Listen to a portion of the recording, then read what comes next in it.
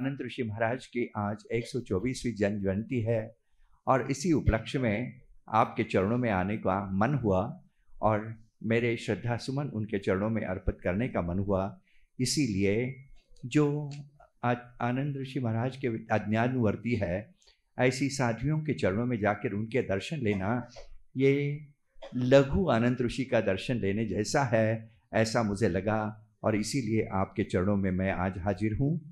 आनंद ऋषि महाराज से मैं करीबन कई सालों से जुड़ा रहा।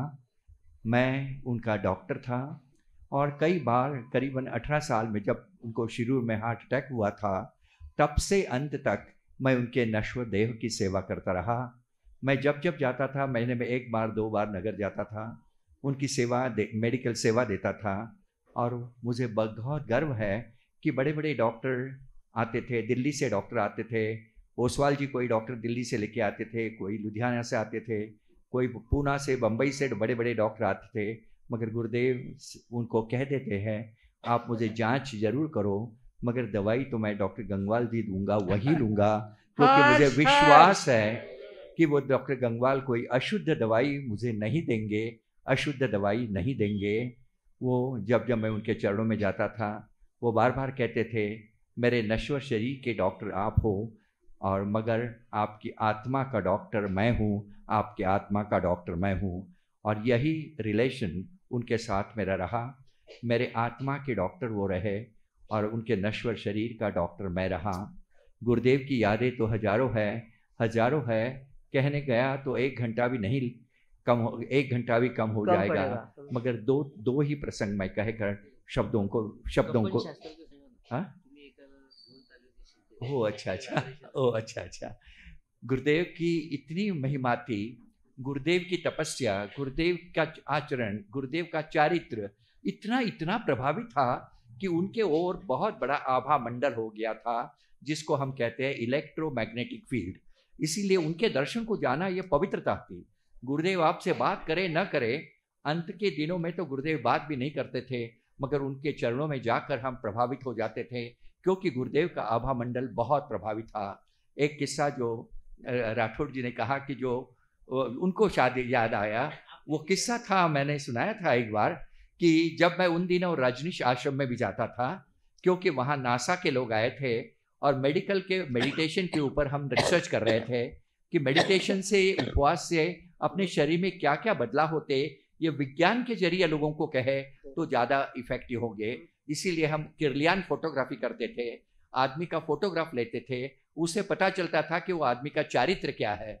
और ये सब रिसर्च मैं नासा के साइंटिस्ट के साथ करता था। ऐसी एक आभा परसीवर जर्मनी से आई थी लेडी, उसने कहा कि मैं आभा परसीवर हूँ। जन्म से उसको शक्ति थी कि वो कोई आदमी को देख लेती थी तो उसका भविष्य वो बता देती थी, यानी उसका आध्यात्मिक, उसका चारित्र क्या है, वो कैसा है, उसका बिहेवियर क्या है, वो जान लेती थी। तो उसको क्यूरियोसिटी थी कि उनको शिरडी के साईं बाबा के वहाँ जाना था, कि वहाँ क्या आभा मंडल है, मुझे देखना है। मैं बोला चलो मैं जाऊँगा। हम मेरे कंसल्टिंग से रात को करीबन 10 बजे हम निकले। रात को मेरा कंसल्टिंग खत्म होने के बाद में हम गाड़ी में निकले शिरडी को जाने के लिए, क्योंकि एक दिन सुबह दूसरे दिन सुबह शिरडी जाना था। हम नगर से पास हो रहे थे, पाथर्डी भवन के बाजू में, धार्मिक परीक्षा बोर्ड के बाजू के रास्ते से जा रहे। वो बोले रुका दो गाड़ी। मैं what's the problem, we have yet to go to the Shirdi, it is a far away. She said no, Shirdi is here because I have started getting the vibrations, मुझे वाइब्रेशन आना चालू हो गया है। मैंने कहा कि वाइब्रेशन, हाँ मुझे वाइब्रेशन आ रहे हैं, कोई तो भी महापुरुष यहाँ ही है, शिरडी में नहीं है। और हम गाड़ी रोक दिए। रात के करीबन 2-2:30 बज गए थे। मुझे मालूम था कि गुरुदेव के दर्शन इस वक्त किसी भी हालत में हम उनको डिस्टर्ब नहीं करेंगे। हम गए, धार्मिक परीक्षा बोर्ड के बाहर गए, दरवाजे में बैठे। प्रवीण ऋषि, कुंदन ऋषि जी वहाँ, आदर्श ऋषि जी हरदम वहाँ रहते थे, हमने उनको भी डिस्टर्ब नहीं किया। वो वहाँ बैठी, उसने ध्यान किया और उसने कहा कि यहाँ कोई तो एक बहुत बड़ा महापुरुष है जिसका यहाँ वास्तव्य है। और वहाँ जाके उसने ध्यान किया। हम 1 घंटा, मैंने सामायिक किया, उसने अपनी ढंग का ध्यान किया। 1 घंटा हम वहाँ बाहर बैठे हुए और फिर शिरडी को चले गए। और मैं कुछ किसी के श्रद्धा को धक्का नहीं लगाना चाहता, मगर शिरडी को हम जगह जगह गए मगर उसको वहाँ कोई भी वाइब्रेशंस की अनुभूति बिल्कुल नहीं हुई, बिल्कुल नहीं हुई। गुरुदेव के ऐसे कई चमत्कार थे। गुरुदेव के अंत्य समय में अंत्य दर्शन करने के लिए मैं 3 दिन नगर में था, लाइनें लगी थी और वो लाइनों में कई बुर्खाधारी यानी कपड़े पूरे मुस्लिम औरतें झुंड के झुंड आती थी दर्शन के लिए। मुझे क्यूरियोसिटी हुई कि मुस्लिम औरतें जैन संत के दर्शन के लिए, क्योंकि उनका धर्म बहुत कट्टर है, उनके नज़दीक जाके मैंने उनको पूछा कि आप इनके दर्शन के लिए कैसी आई। उन्होंने कहा कि जब हम ये गुरुदेव थे तब हम स्थानक में आ भी नहीं सकते थे, क्योंकि हमको बार बार रोका दिया जाता था कि स्थानक में उनको एंट्री नहीं है। अभी हमें कोई एंट्री की ज़रूरत नहीं है, क्योंकि हम अभी आज़ाद है, हम ये झुंड के अंदर लाइन में लगा के दर्शन कर सकते हैं। और वो मुस्लिम औरतें भी गुरुदेव का दर्शन करती थी। गुरुदेव संतवाद, पंथवाद सबके ऊपर थे, सबके ऊपर थे। वो सिर्फ मानव धर्म के पुजारी थे और जैन धर्म ये सर्वश्रेष्ठ मानव धर्म है। ये बात बार बार वो मुझे कहते थे। जो शाकाहार का काम, जीवदया का काम बचपन से मैं कर रहा हूँ, इसकी भी प्रेरणा गुरुदेव से मुझे बार बार मिलती थी, आनंद ऋषि से मुझे मिलती थी। इसीलिए जब मुझे याद है, जब हमारे दिगंबर समाज के सबसे बड़े आचार्य विद्यानंद जी नगर में आए थे, तो विद्यानंद जी ने कहा कि मैं इस महापुरुष के दर्शन करने जाना चाहता हूँ, आनंद ऋषि के। तो गुरुदेव के साथ विद्यासागर जी के साथ मैं चला गया। जब आनंद ऋषि को पता चला कि विद्यासागर जी आ रहे हैं, विद्यानंद जी आ रहे हैं, जो दिल्ली में बसते थे, उनकी भी अभी समाधि हो चुकी है, वो जा रहे थे, तो खुद आनंद ऋषि खुद चलते चलते उनके स्वागत के लिए आए, बैठे। तो बैठने के साथ विद्यानंद जी उनके चरणों में बैठ गए, आचार्य आनंद ऋषि के। तो आनंद ऋषि ने उनको बैठाया और अपने साथ बिठाया। उन्होंने कहा कि नीचे बैठने की जगह नहीं है, आपकी जगह तो मेरे साथ बैठने की है। इतने बड़े महापुरुष को हम आज याद करते हैं। याद इसीलिए करना चाहिए कि उनके गुण थोड़े तो भी हमारे जीवन में आ जाए, उनको हम याद करें और उनकी महान जो उनका चारित्र था वो अपने में उतारे। जब उनके अज्ञान शुंभनी हो, डॉक्टर साहब B12 से खुलासा, अच्छा B12 के बारे में, अच्छा, एक डॉक्टर के नाते जो सवाल मुझे अभी पूछा गया है उसका भी मैं डॉक्टर के नाते जवाब दूंगा। ये बहुत बड़ी गलतफहमी है कि हमारे शाकाहारी लोगों में B12 डी कम हो जाता है, B12 कम हो जाता है। पहली बात तो ध्यान रखो कि B12 कम हो गया यानी बीमारी हो गई, D3 कम हो गया यानी बीमारी हो गई। ये गलतफहमी तुम्हारे दिमाग से निकाल डालो, पूरी निकाल डालो। ये टेस्ट है और हम डॉक्टर टेस्ट को नहीं ट्रीटमेंट करते, आदमी को ट्रीटमेंट करते हैं। सचमुच उसकी बीमारियों का कारण ये B12 है या D3 है, ये देखना जरूरी है। आजकल ये फैशन हो गई है हमारे डॉक्टर की, हजारों टेस्ट ऑर्डर कर देते हैं। आजकल तो ऐसे विदेशों में ऐसी हालत है कि डॉक्टर के पास जाने के बाद में वो डॉक्टर से मिलता ही नहीं है, वो सेक्रेटरी से मिलता है और सेक्रेटरी पूछते हैं आपको क्या क्या शिकायतें लिख के दो, वो लिख के देता है। तो एक लिस्ट ऑफ बड़ी डॉक्टर टेस्ट की, उसमें MRI रहता है, CT स्कैन रहता है, ब्लड टेस्ट रहती है, वो लिख के देता है। पर वो रिपोर्ट लेके डॉक्टर के पास जाता है तो डॉक्टर को नहीं मिलता है, वो सेक्रेटरी को मिलता है। वो सेक्रेटरी वो सब फीडिंग कंप्यूटर को डाल देती है और कंप्यूटर रिसर्च देता है ये आदमी को ये बीमारियां पॉसिबल है।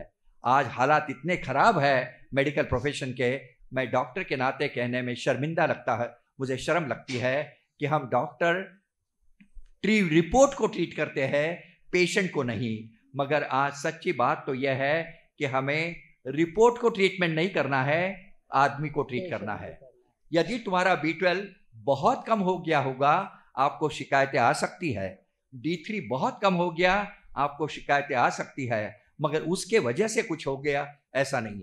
मैंने जिंदगी में अभी तक कभी D3 लिया नहीं है, B12 लिया नहीं है, ना कॅल्शियम लिया है, ना कुछ लिया है। मगर ऐसे 79 वर्षाच्या वयामध्ये मी देखील 18 तास काम करू शकतो, एकदा जेवण घेऊ शकतो, चोयार पाळू शकतो, संध्याकाळी फक्त एक फ्रूट आणि दूध घेऊन जगू शकतो आणि तरीही B12 D3 कोणतीही डेफिशियन्सी येत नाही। याचं कारण असं, तुम्ही उन्हात फिरा, सूर्यप्रकाशाला तुम्हाला संबंध तुमचा येत नाही। आपल्या महिलांना पण मी सांगतो, सकाळच्या वेळी थोडं तरी उन्हात जा, कोवळं ऊन अंगावर घ्या, दुधाचे पदार्थ घ्या, मोड आलेलं धान्य थोडं खा, आपल्याला B12 कधीच डेफिशियन्सी होणार नाही। आणि आपल्या जीवनामध्ये आपल्या जे खाण्यामध्ये कॅल्शियम असलं ते काय कॅल्शियम म्हणजे कडधान्य धान्य पालेभाज्या दूध हे जर ठेवलं तर आपल्याला D3 देखील कमी कधी होण्याची शक्यता नाही, कॅल्शियम पण कमी होण्याची शक्यता नाही. आणि आज अनादी कालापासून आमच्याकडे आमच्या पूर्वीच्या काळामध्ये आमच्या आया बहिणी त्यांना 10-10 मुलं व्हायची, 15-15 मुलं व्हायची. त्यांनी कधी कॅल्शियम खाल्लं नाही, B12 खाल्लं नाही, दणकट राहत होत्या. आपण हा विश्वास ठेवा याच्या सगळ्या गोष्टीवर. आणि म्हणूनच मी सांगतो की डॉक्टरकडे जाताना एक डॉक्टर म्हणून रिपोर्टला ट्रीटमेंट तुम्ही घेऊ नका, रिपोर्टपेक्षा त्याला काय आहे म्हणून मी सांगतो की आपण उत्तम आपण राहू शकता. आता तुमच्यामध्ये ह्या सगळ्या गोष्टी येण्याचं कारण असं की आम्ही फास्ट फूड खातो, जंक फूड खातो, जे पौष्टिक आहार आहे तो पौष्टिक आहार अजिबात घेत नाही आणि त्यामुळे आपल्याला त्रास होतो. आणि सगळ्यात महत्त्वाचा दोष म्हणजे उठसूट आपण डॉक्टरकडे जाऊन अँटीबायोटिक खातो.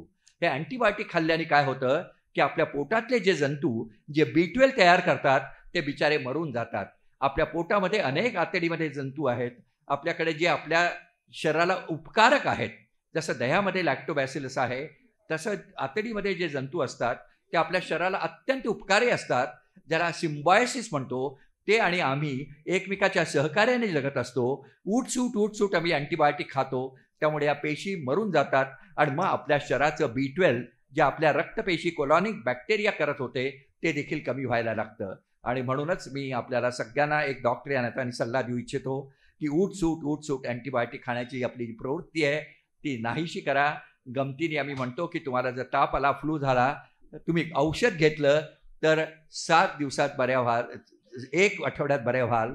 आणि तुम्ही गोळ्या वगैरे काही घेतलं तर 7 दिवस लागतील. याचा अर्थ तुम्ही औषध घ्या ना घ्या, तुम्ही 7 दिवसात ठणठणीत बऱ्या होणारच आहात. थोडासा आपण आपला संयम बाळगला पाहिजे. आणि आमचा जैन धर्म आम्हाला हे सांगतो सहनशीलता वाढवा आणि सहनशीलता वाढली तर तुम्ही आरोग्यपूर्ण जीवन जगू शकाल.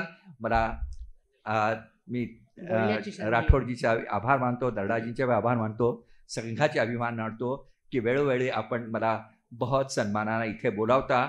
आणि मी डॉक्टर या नात्याने देखील नाही, एक श्रावक या नात्याने मी इथे हजर राहतो, श्रावक या नात्याने इथे हजर राहतो. हॉस्पिटलची गडबड आहे म्हणून मी आपल्या चरणी पुनश्च एकदा वंदन करतो आणि शब्दांना विराम देतो.